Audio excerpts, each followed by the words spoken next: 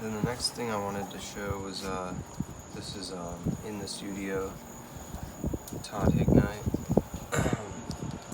This was actually covered on the Cartoonist Kayfabe channel.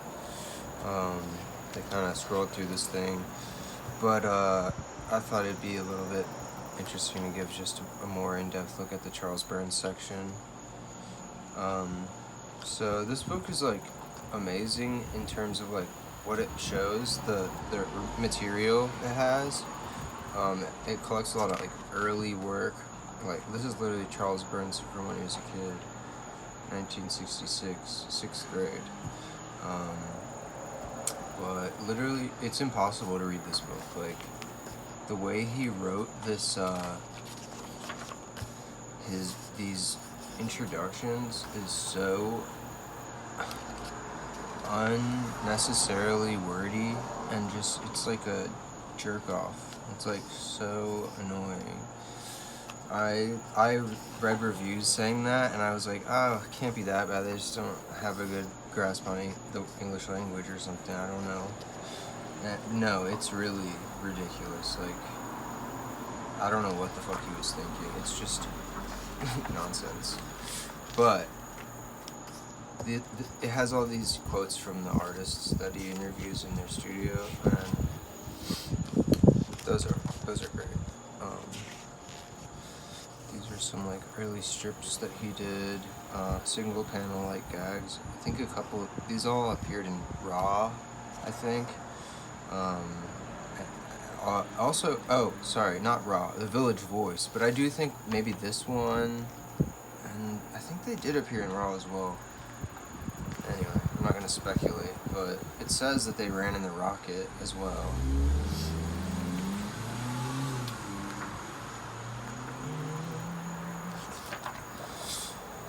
And these are just, this is a piece that he did in Taboo 1, Contagious. I don't actually have that, but one day I'll show. Once I update my collection, I have everything. I'll update another video with like more thoroughly. So this is like a painting he did for his friend. I think it's one of the first things that he really did in that style. Some sketchbook stuff. This is from the Naked Snack that I showed you in the Buzz earlier. Some Japanese toys that he was inspired by. This is him talking about these. He designed some toys for Press Pop in Japan. They were like, I think they were for those like coin machine things. You can find them on eBay for pretty expensive.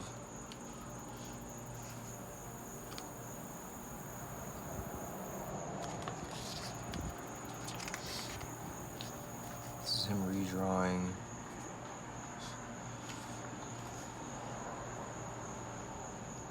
this.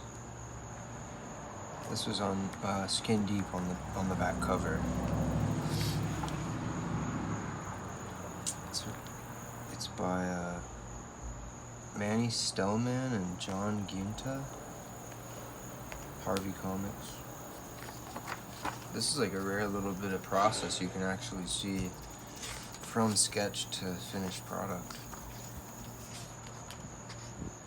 Oh, this is really cool. I wish I could have seen this. He did a Christmas window display. He also did the set design for like a Nutcracker adaptation. I don't think there's anything about that in here, but man, I wish I could have seen that. There's pictures of like the artwork he did for it, and it's fascinating stuff. This is about free shit, a little zine that he handed out for free. They did a collection with Fantagraphics last year. I'll show that later. And this is stuff that just kind of inspired him. Pierre La Police, The Gum, crazy.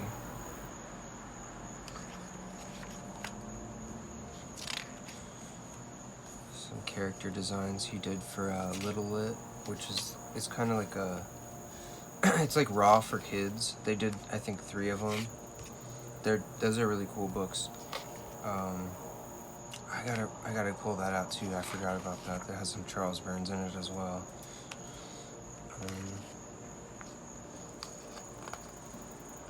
Yeah, he did the cover for one of them. I think the second volume.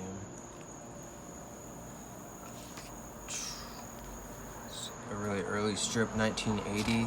That when he actually used to live in Italy, and he was part of like an artist collective called Valvoline. And I guess they would collaborate, and none of that stuff was really ever published or collected. I don't know. I've never been able to find any of it. This is a pretty interesting thing. So he did a collaboration with Gary Panter. He did several collaborations with Gary Panter. One, Facetasm, which I sadly don't have a copy yet. Someday soon I'll get one. But he also did this thing called Pixie Meat, and they only printed like 200 copies or so. Something very, very limited edition.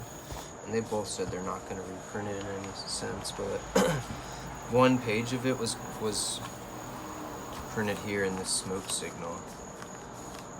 This page here.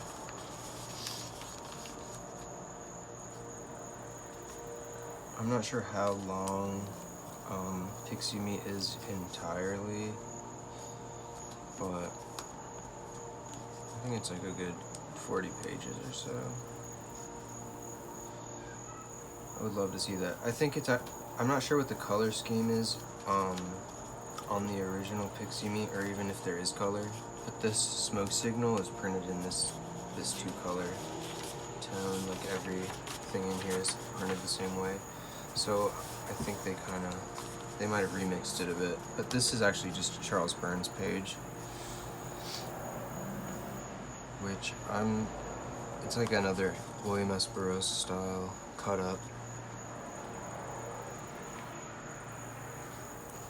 You can get this smoke signal for like $5. I think they still have it from Last Gasp, or yeah, Last Gasp still has this. Hopefully, get yourself a copy. Next thing is this. This is kind of pretty covered, but the X'd Out or Knit Knit trilogy. I don't know. This seems to have kind of like gone under the radar in the U.S. for some reason.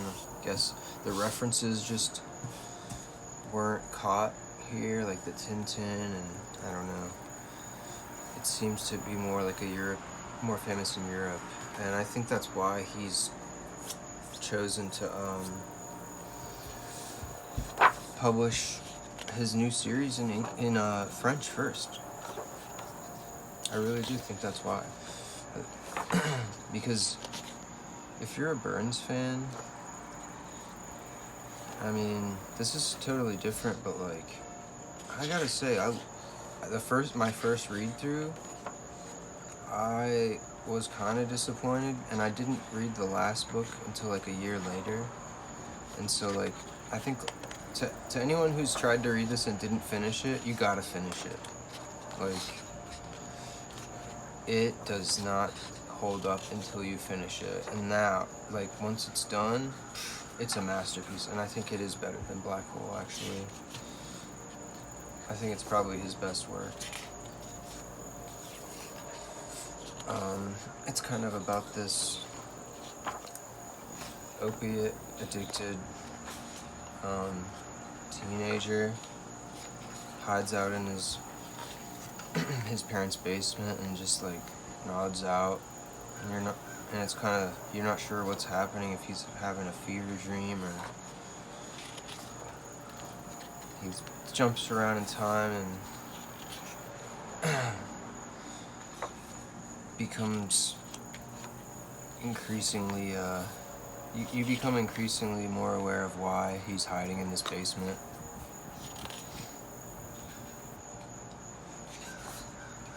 I don't really want to, I can't really explain the story without spoiling anything. And it would be hard to spoil at the same time because it's so bizarre, and the logic is kind of based in like William S. Burroughs' cut-up method. The whole thing is referencing that, and it's based in that.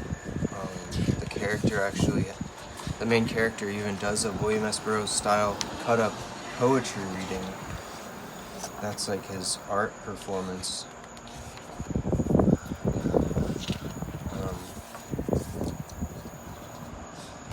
There's some really interesting references in here. I mean, it kind of reminds me of like David Lynch, almost like Mulholland Drive or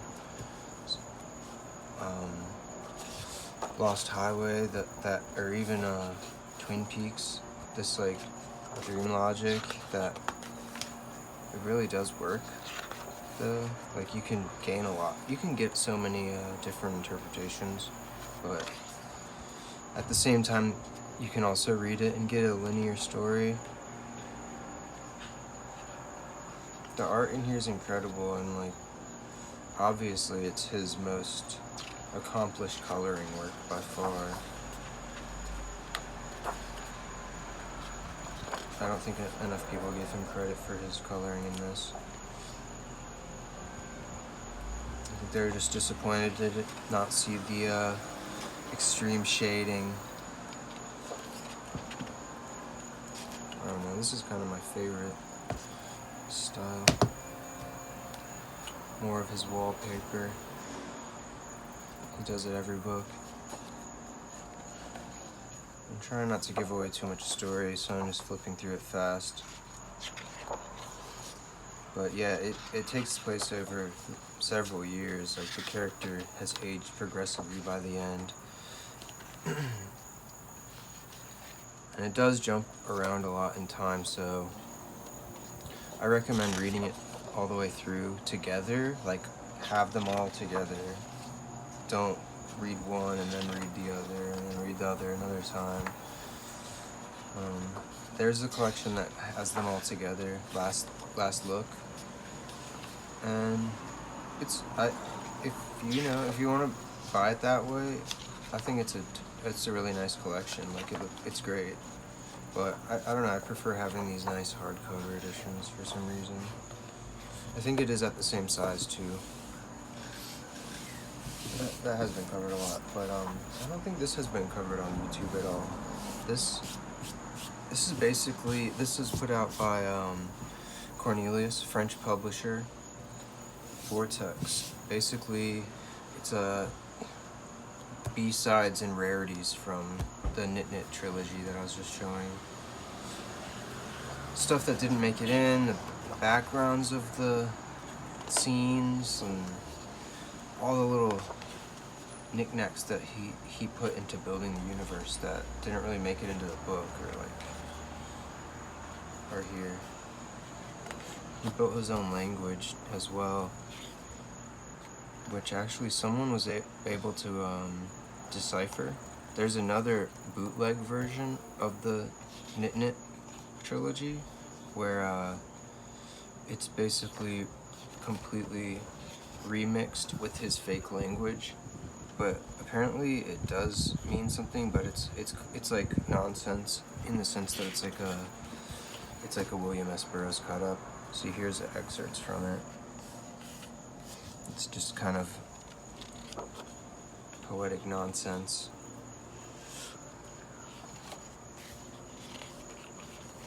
This is a really nice collection though. The paper is so thick and high quality. Cornelius is a great publisher. I have several books from them. Most of them I can't read because they're in French, but they put out great stuff. They put out his newest book, Dedales. I'm not sure how to actually pronounce it. It's in French. I don't want to flip through the whole thing because you should definitely buy this if you can find it. But I'm definitely give you some choice moments. He really put so much effort into building these worlds. Because you'll see, if you read this, you'll see a lot of this stuff does appear, like these do appear in the in the backgrounds and in different parts of the book. Some remixed romance comics.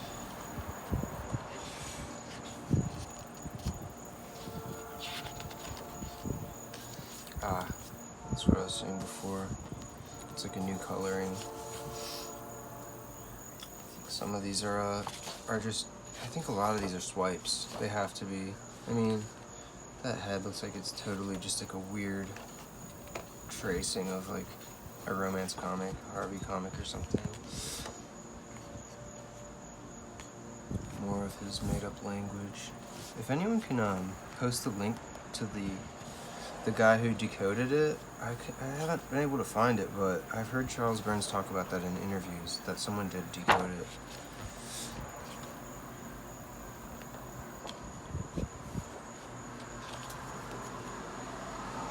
Slip to the back. More amazing wallpaper.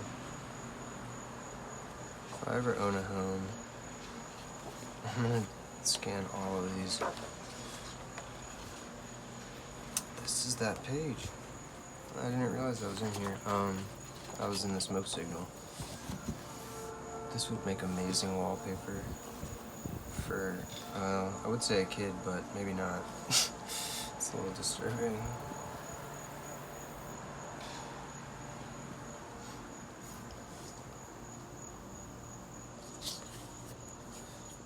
Next thing I was gonna show, another thing that Cornelius put out. I don't know if this is still available. It might be tricky to find. You might be able to find one on eBay. It's called Love Nest.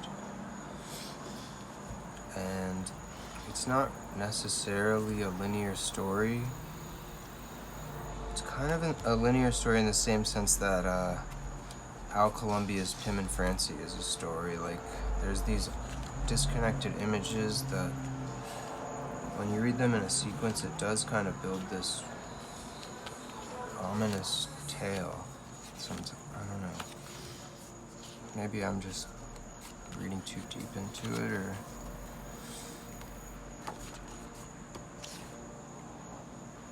that's what our minds do, right? Anyway, this is a beautiful collection. Mostly black and white. It is like sequential in a surrealist sense, for sure, but then it breaks apart and there's like portraits in here and just all kinds of random scenes. Very classic Charles Burns. Whatever that means.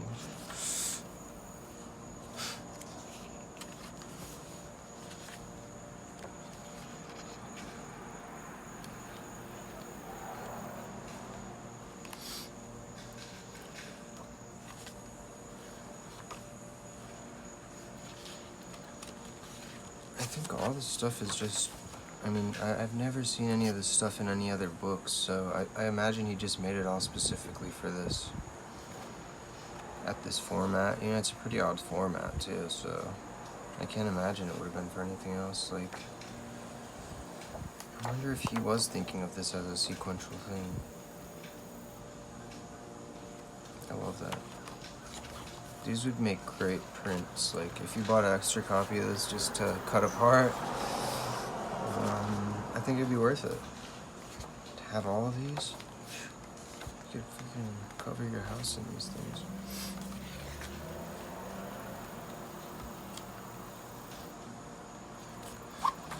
More wallpaper for Dedales.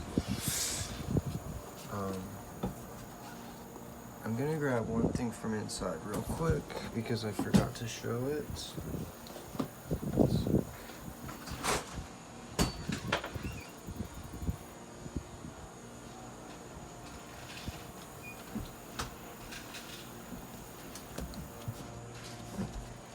Little Lit. This is what I was talking about with the basically the kids' version of Raw. It's got all your standby classics, you know, Klaus, Kaz, Charles Burns, Art Spiegelman, blah blah blah, all making stuff for kids. There's games, there's, you know, fairy tales, there's these little, there's like a cutout thing, mine didn't come with it. It's cute. I would have loved this as a kid, for sure. The stories aren't that, you know, they don't hold up that great. The art's awesome, of course. The Kaz story's pretty dope. Sorry, I can't find that. Burns. The Burns is just one spread page, so.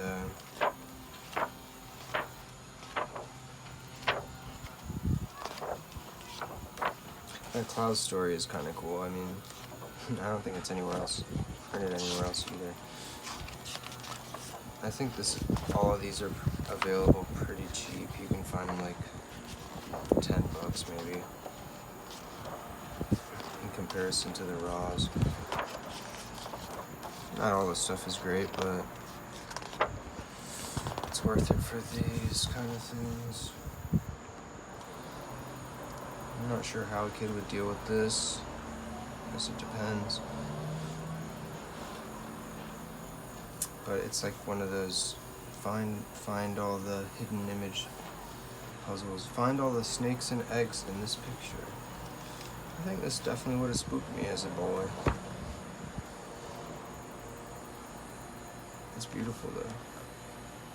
That would make like a great poster or print. Spooky Land. Right, and then move on to next to last.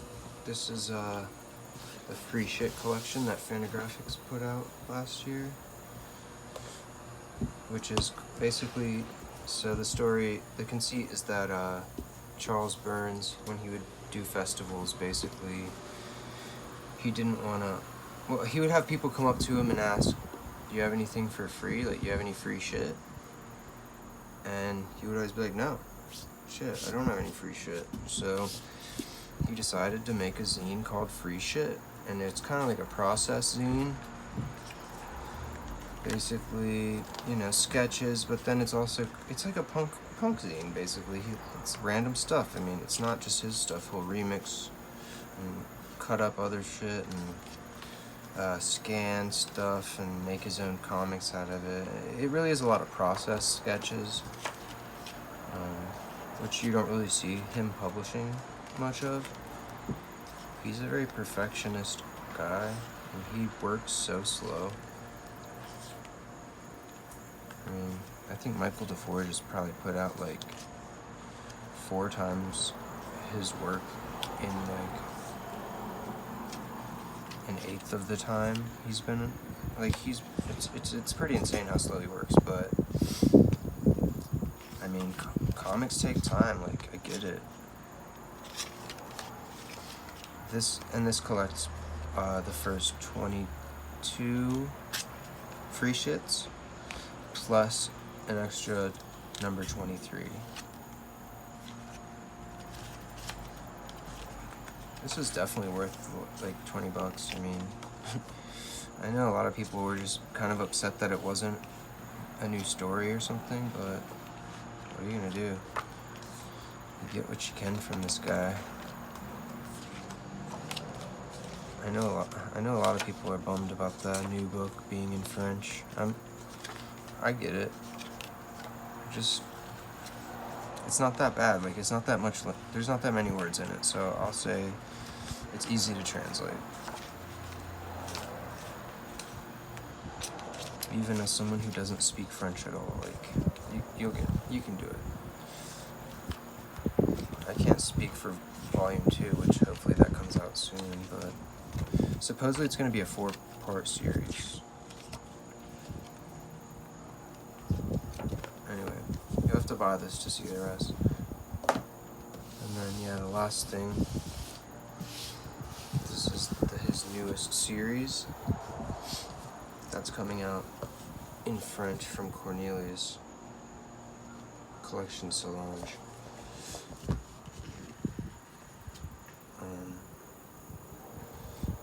Yeah, so this is kind of covered in my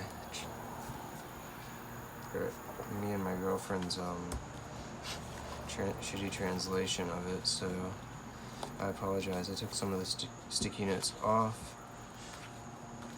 I'm gonna show you some of the parts that are more silent.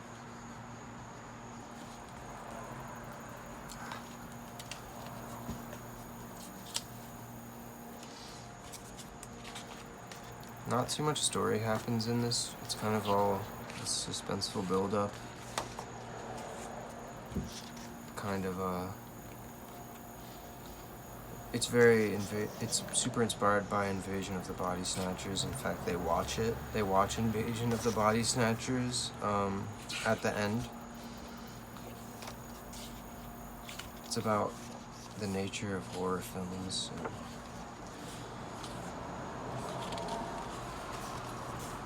Him and his friends, they want to make a film, and she wants to be in it. And then there's this surreal imagery going on, as always. Some dream logic.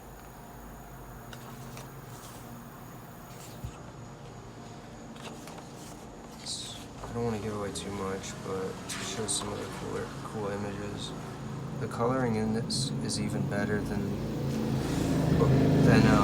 the Knit Knit trilogy. I mean, this stuff is just perfect, moody coloring. I wonder if he's doing it on Photoshop. I would assume so. But knowing him, probably not. I'm just not sure how else you would achieve this.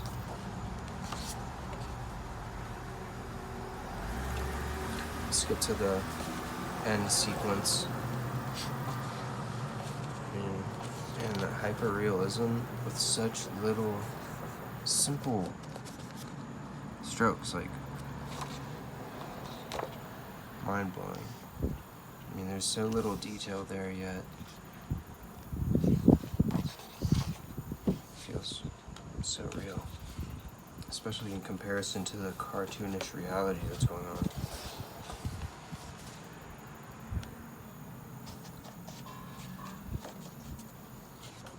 I don't want to give away anything else, so I'm going to skip to the end.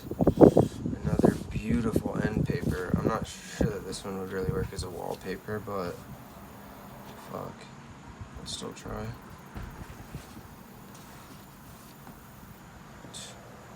I bet he redrew that whole thing. Anyway, that's my collection so far. Thank you for watching.